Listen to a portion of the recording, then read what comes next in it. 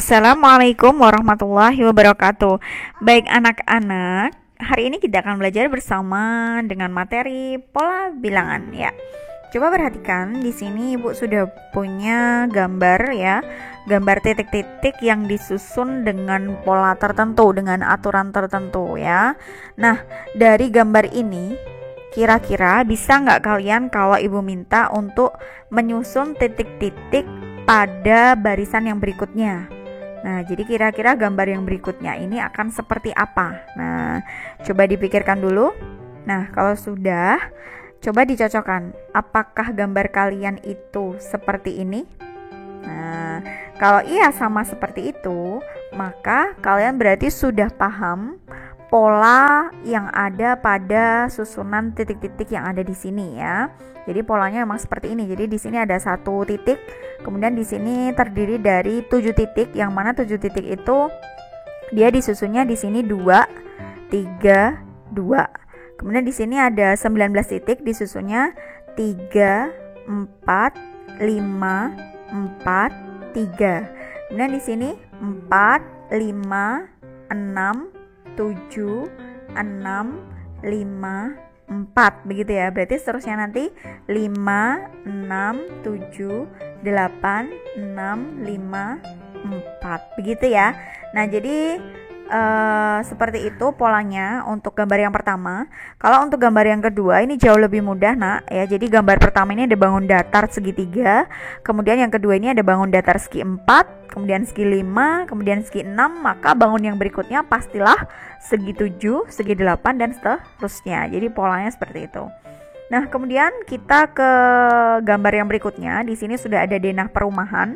Nah, kalau kalian perhatikan perumahan-perumahan yang ada di sekitar kita itu biasanya penomorannya itu antara kiri jalan dan kanan jalan itu berbeda ya. Biasanya yang kiri jalan itu yang ganjil, kemudian yang kanan jalan itu yang genap ataupun sebaliknya ya. Artinya dalam satu deret yang sebelah kiri jalan itu jarang sekali ditemukan 1, 2, 3 dan seterusnya. Ada ganjil, ada genap, itu jarang sekali ya. Jadi memang disusun seperti itu untuk penomoran rumah. Jadi yang di sini yang sebelah atas ini semuanya ganjil nomornya. Urut 1, 3, 5, 7 dan seterusnya. Kemudian yang bagian bawah ini nomornya genap semua, 2, 4, 6, 8 dan seterusnya. Artinya kalau ada orang yang bangun rumah di sini nanti ya, pasti dia nomornya itu genap setelah angka 20. Berarti 22. Kemudian kalau ada orang yang bangun rumah di sini ya, nah pastilah dia punya nomor yang ganjil setelah 19, berarti 21 dan seterusnya. Begitu ya aturannya. Jadi ini pola bilangan genap dan juga pola bilangan ganjil yang bisa kita temui di lingkungan sekitar kita ya. Kemudian kalau bilangan-bilangan tadi ya, jadi ada pola bilangan, kemudian bilangannya itu disusun ya, disusun dipisahkan dengan tanda koma, maka akan disebut dengan namanya barisan bilangan. Nah, yang pertama ini Ibu akan jelaskan terlebih dahulu tentang barisan bilangan Fibonacci. Barisan bilangan Fibonacci ini pertama kali ditemukan oleh seorang matematikawan asal Italia yang namanya adalah Leonardo Pisano Bogolo, atau lebih familiar sih disebut dengan Fibonacci aja ya. Jadi nama barisannya juga disebut dengan barisan Fibonacci ya, sesuai nama orangnya yang menemukan. Nah, barisan Fibonacci ini ya terdiri dari angka-angka ini 0, 1, 1, 2, 3, 5, 8, 13. Nah, sebenarnya barisan Fibonacci ini kalau kalian cermati ya, itu akan membentuk suatu pola tertentu. Polanya seperti apa? Itu ternyata besarnya angka yang ada pada suku ke N ya, misalnya ini 13, itu merupakan jumlahan dari 2 suku sebelumnya. Nah, berarti 13 ini merupakan jumlahan dari angka 8 ditambah 5 begitu ya. Nah, kalau angka 8 ini berarti hasil dari 5 ditambah 3. Angka 5 berarti hasil dari 3 ditambah 2 begitu ya. Berarti barisan setelah angka 13 itu merupakan jumlahan dari 13 tambah 8 gitu ya, paham ya. Jadi ini 3 ditambah 5 itu jadinya 8 ini. Nah, nanti 5 tambah 8 hasilnya 13. Nah, 8 tambah 13 berarti nanti di sini ya 21. Berarti yang berikutnya ini 13 tambah 21 berarti 34. Yang berikutnya berarti 21 tambah 34 itu berarti 55 dan seterusnya begitu ya. Nah, dan seterusnya. Kemudian kalian bisa amati di sini sudah ada gambar beberapa bunga ya. Di sini ada white calla lily ya. Di sini punya mahkota sebanyak satu ya, satu lembar aja nih mahkotanya. Kemudian euphorbia ini masing-masing bunganya punya 2 mahkota ya, 2 lembar mahkota. Kemudian trillium ini 3, columbine ini ada 5. Kemudian blood rose ini ada 8 ya. Kemudian black-eyed Susan ini ada 13. Ini ada 21 ya, Shasta Daisy. Kemudian field daisy ini ada 34 ya. Nah, ternyata ketika disusun ya, diurutkan begitu. Nah, kelopak-kelopak bunga ini, mahkota-mahkota bunga ini jumlahnya sesuai dengan pola barisan bilangan Fibonacci begitu ya. Jadi ini salah satu contoh aja di lingkungan sekitar kita itu ada hal-hal yang berkaitan dengan barisan bilangan Fibonacci begitu ya. Kemudian yang selanjutnya Ibu akan jelaskan tentang barisan bilangan segitiga. Sesuai namanya, barisan bilangan segitiga di sini terdiri dari titik-titik yang mana titik-titik ini disusun sampai membentuk seperti bangun segitiga begitu ya. Ini mudah nak ya. Jadi yang pertama ini banyaknya titik adalah 1. Yang kedua ini banyak titik ada 3, terdiri dari 1 di atas, 2 di bawah. Berarti 1 tambah 2 gitu ya. Kalau dituliskan berarti seperti ini, 1. Ini 1 tambah 2. Nah, yang ketiga itu berarti 1 nih tambah baris yang kedua ini 2 tambah baris yang ketiga berarti 3.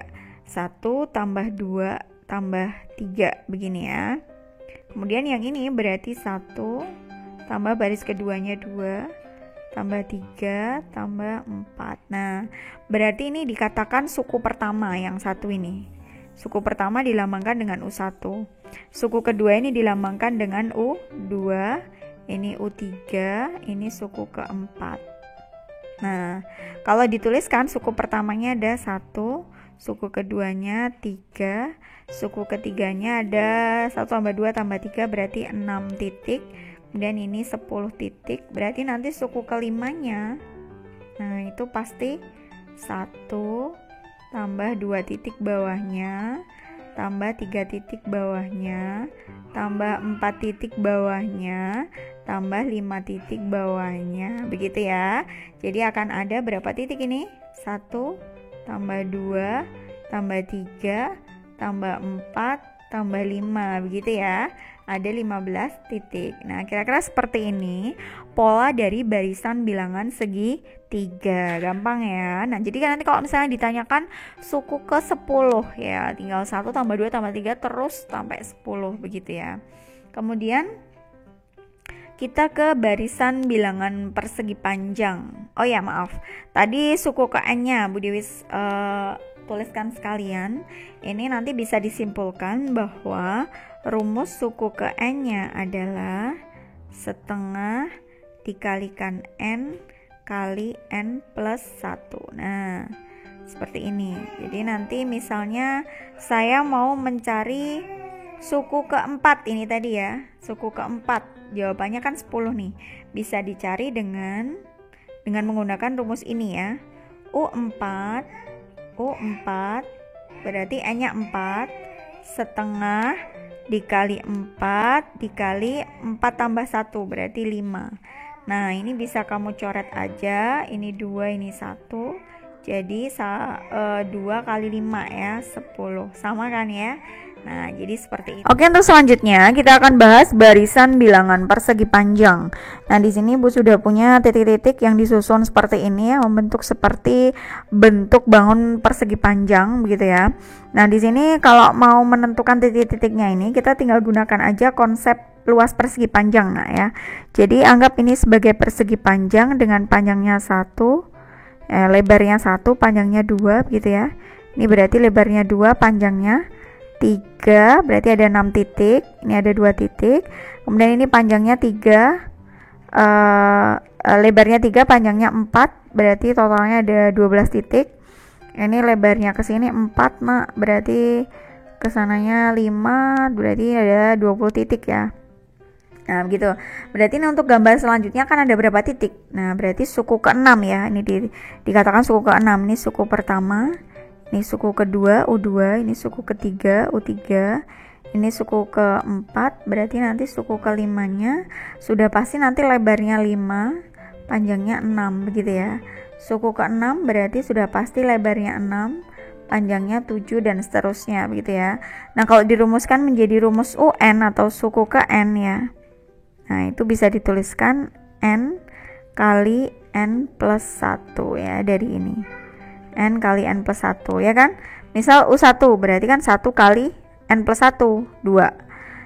U2 berarti 2 kali 2 tambah 1, begitu kan ya. Nah, jadi seperti ini rumusnya ya. Anda kan mau mencari suku ke 20 ya, berarti 20 kali 21 gitu ya. Bu, saya nggak mau pakai rumus. Iya, emang nggak usah pakai rumus juga nggak apa-apa, yang penting paham polanya begitu ya. Tapi kalian harus bisa menentukan ini ya, gitu. Kemudian kita ke contoh soal. Nah, pertanyaan pertama, 2 suku berikutnya dari barisan 3, 4, 6, 9 adalah, Ibu tulis dulu ini 3, 4, 6, 9. Nah, berarti nanti kita cek di sini dari 3 ke 4 itu ternyata nambah 1. 4 ke 6 itu nambah 2 kan. 6 ke 9 nambah 3. Oh, gini ya. Ternyata nambahnya itu plus 1 ya. Gini, ini kan nambah 1. Nambah 1 ya kan. Berarti ke sini nanti plusnya 4 dong. Ke sini lagi plusnya 5 dong gitu ya. Jadi nanti angkanya di sini 9 tambah 4 itu 13. Angka di sini 13 tambah 5 berarti 18. Nah, berarti 2 suku pertama dari barisan ini adalah 13 dan 18. Jadi jawabannya yang A. Gampang bukan? Nah, kita lanjut ke pertanyaan kedua. 2 suku berikutnya dari barisan 50, kemudian 45, kemudian 39 dan 32 adalah, nah, kita coba seperti tadi ya angkanya ya. 50 ke 45 ini ternyata dikurangi 5. 45 ke 39 itu dikurangi 6. 39 ke 32 itu dikurangi 7. Nah, berarti yang berikutnya nanti pasti akan dikurangi 8. Berikutnya lagi pasti dikurangi 9. Tinggal diisi. 32 dikurangi 8 ya, berarti 24. 24 dikurangi 9 berarti 15. Nah, artinya di sini nanti dua bilangan tersebut adalah 24 dan 15. Jawabannya yang A. Gampang ya. Lanjut kita ke pertanyaan ketiga. 2 suku berikutnya dari barisan 2, 3, 5, 8, 13. Nah, kalau kalian cermat, barisan ini nanti akan sesuai dengan namanya tadi barisan Fibonacci ya. Barisan Fibonacci. Nah, barisan Fibonacci tadi aturannya bagaimana? Besarnya suatu suku itu merupakan jumlahan dari 2 suku sebelumnya. Nah, berarti kalau setelah angka 13 itu nanti pasti 13 ya, jadi setelah angka 13 itu nanti pasti 13 tambah 8 jadi 21. Nah, di sini 21. Setelah 21 berarti ya 21 tambah 13 jadi 34. Nah, jadi 2 suku berikutnya adalah 21 dan 34. Sekian pembelajaran kita hari ini. Wassalamualaikum warahmatullahi wabarakatuh.